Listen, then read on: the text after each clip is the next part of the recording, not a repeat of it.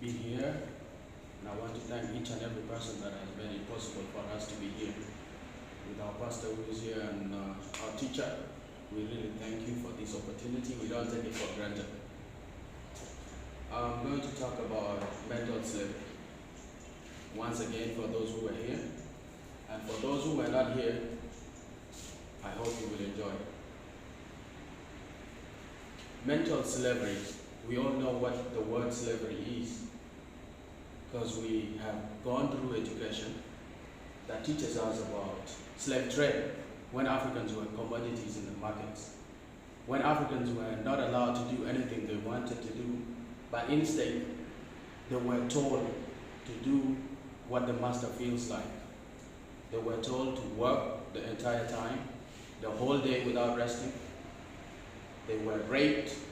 Since a slave has no rights, they could be raped.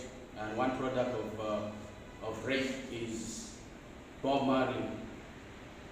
His mother, who was an African young lady who was taken away from Africa, taken to the Caribbean, she got raped because she was someone's property and she didn't have any right. But in the 21st century, we are no longer seeing that kind of slavery. It is more in the mind now.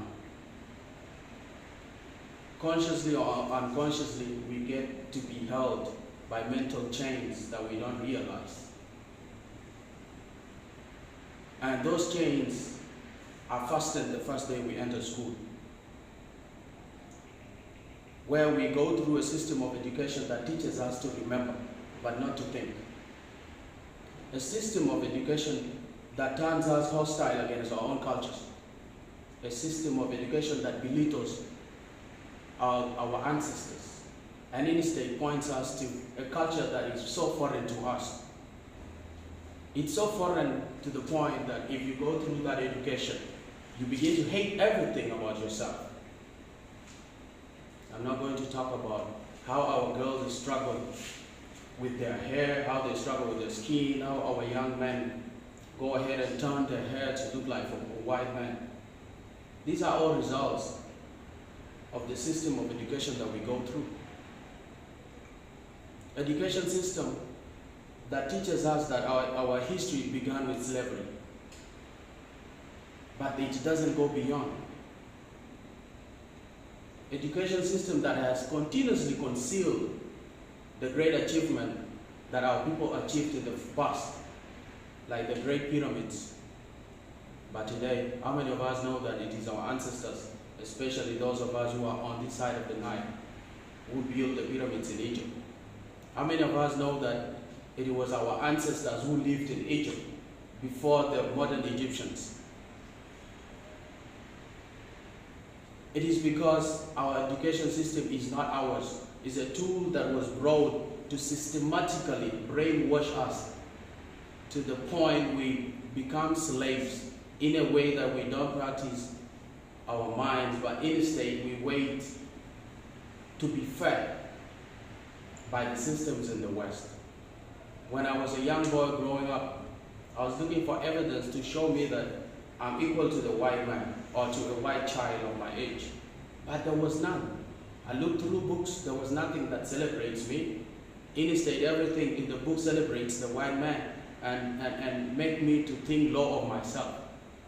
This is the kind of education system, and if we don't open our eyes, then generations will continue to go through without any change. And our minds will continue to sink in the dungeons of inferiority complex. When we come to church, we get baptized with European names. And you wonder, will God not accept us with our own names? Do we need to change our names to other people's names in order for us to become children of God?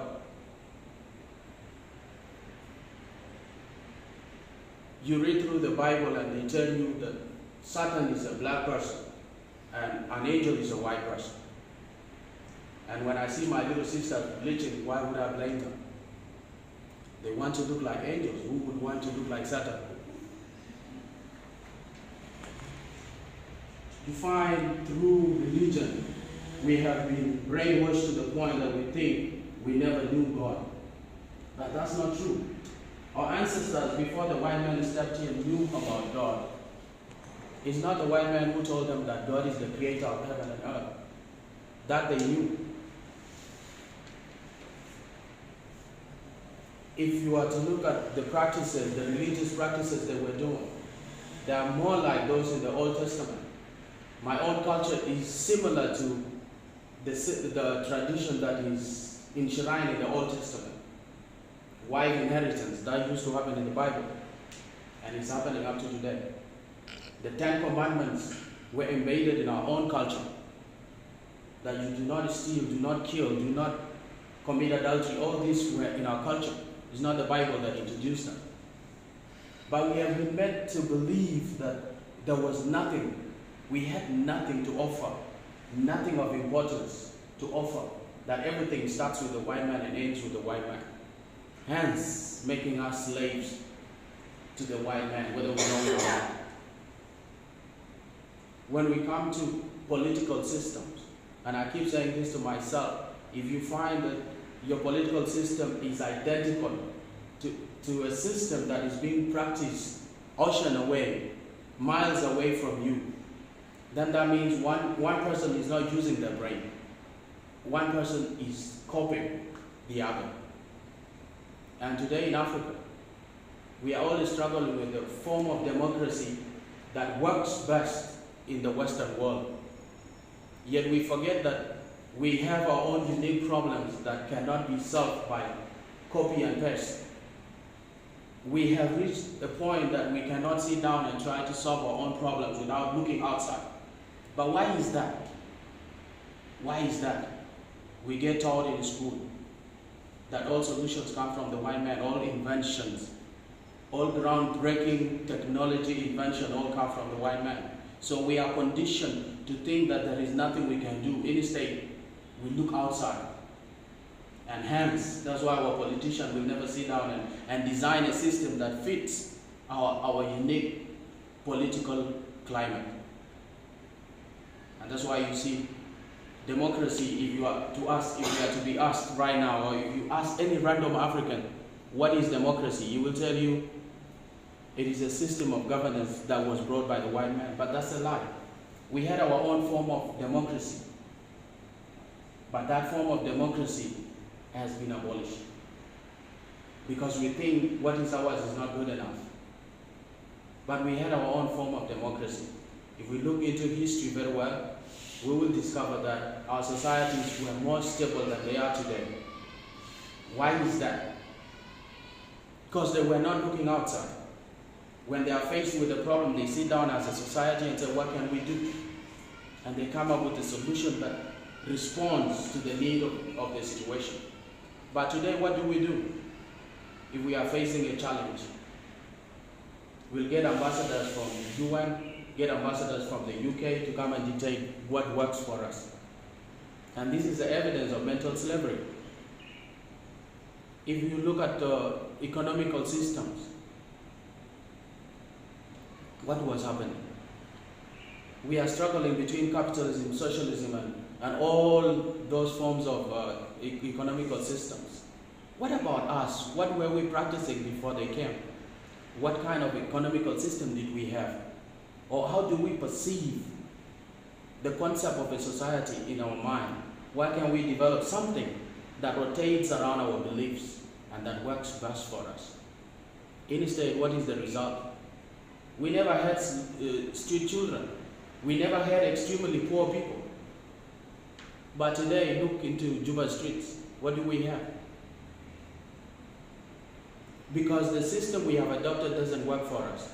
It's a system that makes few people to be extremely rich and the majority extremely poor. And there is no day our people will sit down and say, this is not working for us. They will continue to blindly follow it, simply because we get frustrated mentally right from the day we enter school. We reach to the point that we do not know that we knew God. Like I said before, we knew God. Because our people knew God is the creator of heaven and earth. That information, knowing that God is the creator of heaven and earth, You cannot just know it from anywhere. If it wasn't God who put that information into the conscience of our people. For every single day we are singing in dungeons of inferiority complex. The only way we can undo these chains is by reading our history. Not the distorted history, but history told by our people. Genuine history that talks about our failures and our achievements. And honestly look into ourselves and see what can we offer. It's not by coincidence that Africa today lags behind. It's not by coincidence that there is no new invention that comes from Africa. Small phones as this are not made here. This is evidence that the education system is not working for us if we cannot come up with this. But back in the day when our ancestors were building the pyramids, the whole world did not know the building technology, but our people developed it. If we are to reconnect to our history, to our great history, it can propel us, it can break us out of the dungeons that we find ourselves in today. Thank you.